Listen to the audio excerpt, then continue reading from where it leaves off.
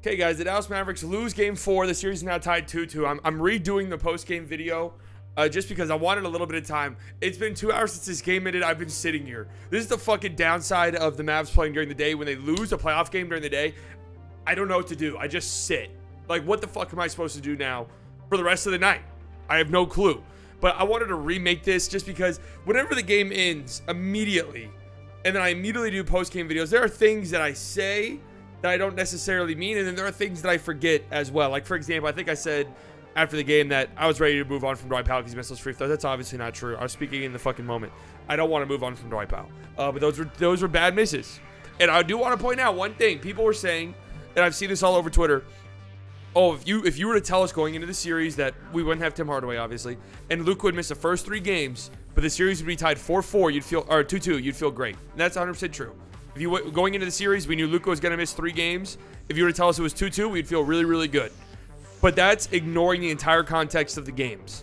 And this is a terrible loss, guys. I'm not going to sugarcoat it. I'm absolutely not going to sugarcoat it. This is a brutally bad loss. Like, this loss can't happen.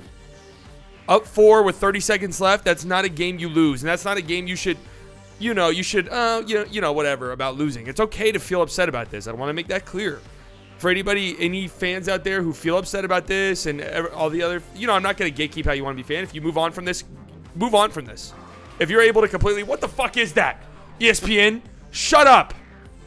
If you're able to move on from this game, immediately do it. But if you're upset at this game, that's okay. This was not a game the Mavs should have lost. I just want to start by saying that.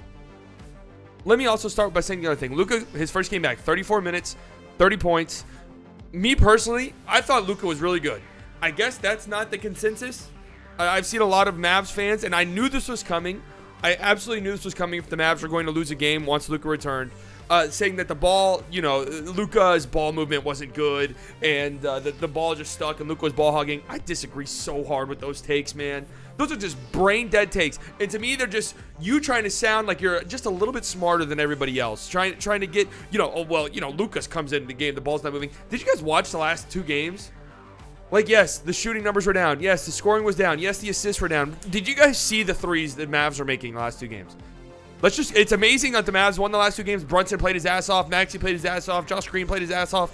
Dorian, Reggie, all these guys played their ass offs. But there were some threes falling in that game that you felt very good about them dropping. Now, I know the Jazz, the way you beat them is dribble penetration, kicking out, so a lot of those threes were open. But, man, Maxey was hitting some threes that you don't expect to go down most of the time. And today, those shots were not falling.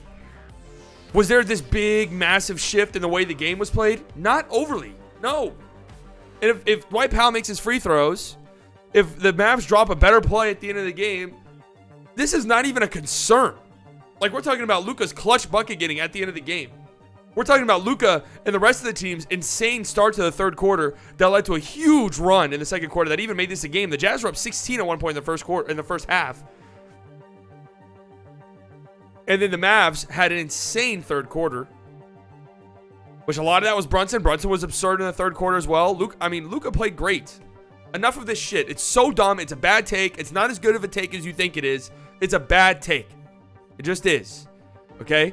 And if Luka's ready to go game 5, ready to get 40-plus minutes, I want the ball in his hands. That's just it. If it ends in a bad shot, it's not... it feels like every time Luka misses a shot where he dribbles the ball for too long, immediately Twitter explodes. I don't understand it. It just annoys the shit out of me. I don't want to sit here and defend Luka the whole time because that's not what I want to do. I'm a Mavs fan above all else. You guys know I will criticize Luka when I feel it's necessary. But today is just insane. Absolute insanity. I thought Brunson played well too. In the third quarter, he played incredibly well. Thought Brunson did his thing. Dwight Powell missed those free throws. You have to make those, man.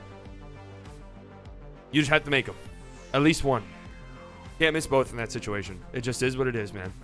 It is what it is. And granted, Dwight Powell wouldn't have been out there if Maxey wasn't a walking foul today. Fouled out in 18 minutes. Barely played in the first half because he had 3 fouls. He had 3 fouls in, I think, 3 minutes. Something crazy like that. Can't do that. Can't have that in a big game. And let's just talk about it, man. Spencer Dinwiddie's been horrible. I'm not blaming that last shot on him because that was a terribly designed play. One, I have no clue why the Mavs didn't advance it there. You're losing I get, you know, you want to get ahead of steam. Maybe you want to catch the defense off guard doing some things. But, man, advance the ball there, please. That was just a terrible, terrible end of game play. Horrible. I know Dinwiddie's made one of those shots before, but that's not a shot you want Dinwiddie to take really ever. It's great he made that one shot against the Nets, but especially in a game where he's going into that shot, he's 2 of 8. 1 of 4 from deep. Not really a shot you want Dinwiddie taking there, and Dinwiddie has to play better. I mean, he just has to. I know he had some clutch moments in Game 3 in this series, that dunk on Gobert, that dagger 3 that we called the dagger 3, but for some reason I thought it was like a 2-point game when he hit that, but it was a 7-point game and made it a 10-point game. That was still a really big shot. Don't get me wrong. But Spence has to play better, man, over the whole course of the game. It feels like it seems like the Mavs are going to go with these rotations now where Dinwiddie's going to be the only ball handler on the court. And as you can see, minus 14. Usually I'm not a big proponent of plus minus in single games because, you know, I just think it doesn't tell you the full story. But I think minus 14 matches the eye test. Dinwiddie was horrible. Dinwiddie was awful in his minutes, and that can't happen. He has to play better. We can't have a rerun of last year where Luka subs off the floor and things go to shit, or Brunson subs off the floor and things go to shit. Can't have that happen again. Absolutely not. The team didn't shoot as well. I know they shot, you know, 34% from deep. It's not terrible, but they were just missing shots, and that's okay. You kind of knew that was coming.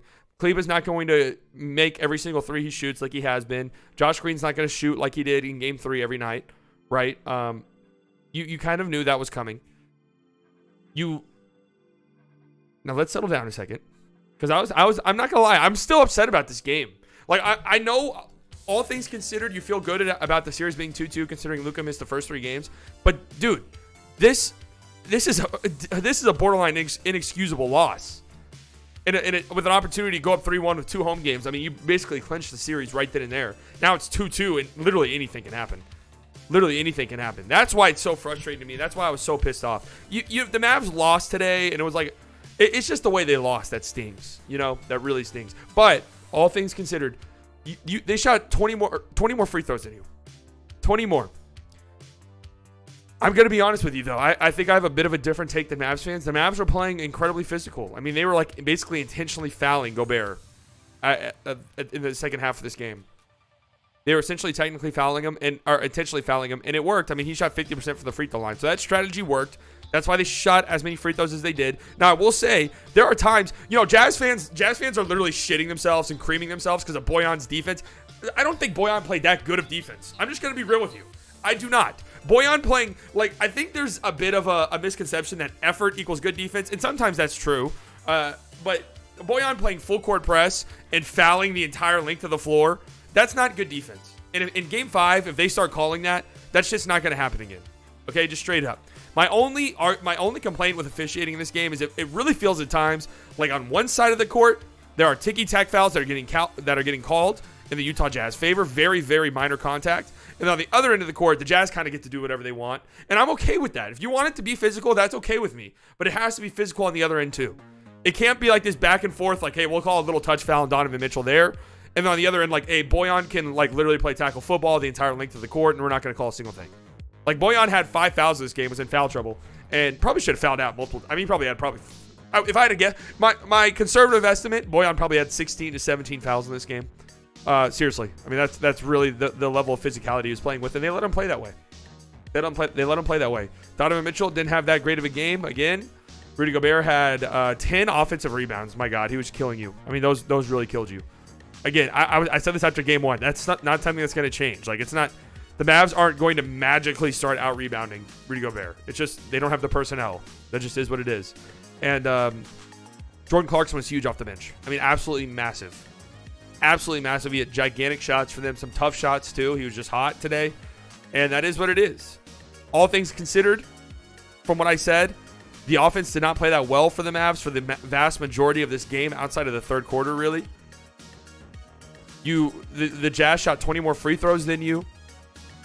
You're on the road. Luka's on a minute restriction, and you lost by 1. I mean, this is kind of like Game 1 where I'm like, if I'm a Jazz, obviously you're elated if you're a Jazz fan and you just won the game, saved your season. But you're kind of like, damn, we're not that good. Like, that's kind of the way that it feels. The Jazz, if the Jazz at halftime are up 12, and I was saying in the chat, dude, if you're the Mavs, you have to come out in the second half and you have to punch the Jazz in the mouth immediately. You have to let them know you guys should be up way more than 12 and you just fucked up. You just blew your chance, and they did that. The Mavs came out in the second half on fire. And I really thought they were going to win this game, and they should have. I mean, let me see if I can find this ESPN stats and info tweet. That's absolutely unbelievable. But when you see it, it makes a lot of sense. Here it is. The Jazz are, I mean, this stat is sickening. I'm not going to lie to you guys. The Jazz are the 5th team in the last 10 postseasons to win after trailing by 4+ points in the final 40 seconds. Teams were 4 and 701 in that span. This is why I was so frustrated in this game. This is why I was so upset. It's one thing to lose on the road in the playoffs against a close to evenly matched team. That's fine. That's going to happen. You can't lose games like this. You just can't. Can't. Not in a series. Not when one win might swing. One game might swing the pendulum. One game might dictate your fate. You can't lose a game like this. And I don't want to be the bearer of bad news, but every single one of the teams who did this ended up winning the series. Don't want to be the bearer of bad news. But that's just the reality. So, you know, the Mavs have to come out in Game 5 and win. Full stop. If you lose Game 5, I'm very concerned. If you win Game 5, I feel fine. Right? So just come out in Game 5, get the win. I'm still feeling Mavs in 6. I still am. Again, as everyone's been saying, if you were to tell us going into this series that Luka would miss the first 3 games, there would be 2-2 going back home in a best-of-3 series with 2 games at home, you would feel pretty okay. But just given the context of not only this loss, but the Game 1 loss too, where it really feels like you had a chance to win. Dinwiddie missed 6 free throws. You know, you missed some really good looks late in the game. You fought hard. I wasn't mad at the team for Game 1. This one, I am mad. I'm going to be honest with you. But, you know, got to put it behind you now. Go out Monday and win. It's that simple, really. That simple.